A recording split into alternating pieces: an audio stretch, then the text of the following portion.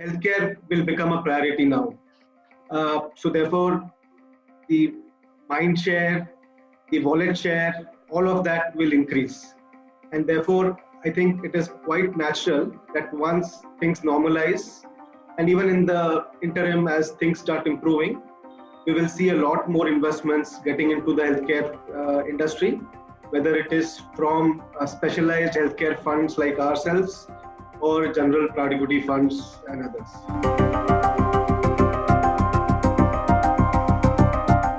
So for investors in the short term, I think the focus has been more in terms of managing the current investments that the investors have. The appetite to do new investments has reduced.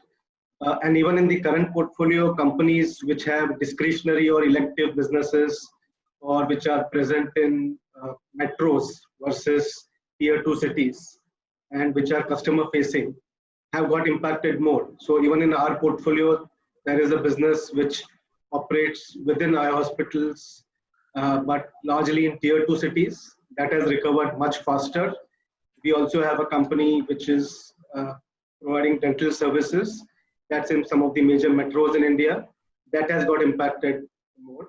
So in the short term, it is a mixed bag. There is pain across sectors. Some subsectors have got more of it.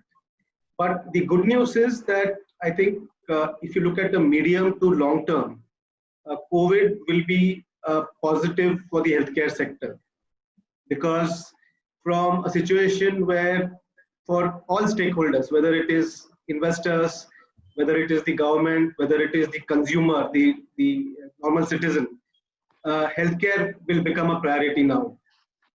So therefore, the mind share, the wallet share, all of that will increase. And therefore, I think it is quite natural that once things normalize, and even in the interim as things start improving, we will see a lot more investments getting into the healthcare industry, whether it is from specialized healthcare funds like ourselves or general private equity funds and others. Also, what I think COVID has done is a disruptive event, once in 100 years kind of event. It has clearly accelerated certain trends in the healthcare domain, which I think will be very positive for organized healthcare players and investors like ourselves. So for example, formalization and consolidation in the sector. So if you see the Indian healthcare space, we have a large section of the industry being unorganized mom and pop players who are operating kind of below the threshold, not meeting the normal regulatory standards and so on. So what will happen post-COVID is there will be a flight to quality, a movement towards more trusted brands. So formalization, consolidation will take place. So the weaker players, the smaller players will have to either improve their standards or will have to merge with the more established players. Second is this whole digitalization. If you look at other consumer-facing industries like financial services or education, technology has been far more active there as compared to healthcare. And healthcare has been resistant for various reasons, both resistance from the consumer and the practitioner.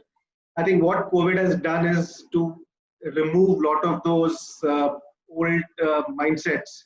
And hopefully, even after COVID goes away, this whole health technology business, which is very positive both for the provider and the customer in terms of improving efficiency, improving efficacy of delivery, will really continue taking off. The third major trend I see is kind of decentralization. So, we have this situation where you had large hospitals which used to do all the end-to-end healthcare activities. Increasingly, what I believe we'll see post-COVID is more decentralized approaches with specialty clinics, single specialty, multi-location kind of networks, less capital intensive, closer to the customer, taking off, which will help the industry from multiple fronts in terms of making the customer experience better, in terms of getting access to more talent, and so on. So that's the third. And the last and not least is the whole disintermediation, where direct to consumer approaches, where healthcare services will be delivered closer to the customer, will kind of take off much stronger. So all these trends, formalizations, digitalization, decentralization, and disintermediation will, I believe, be very positive for the sector, and therefore also for the investors who invest in the sector.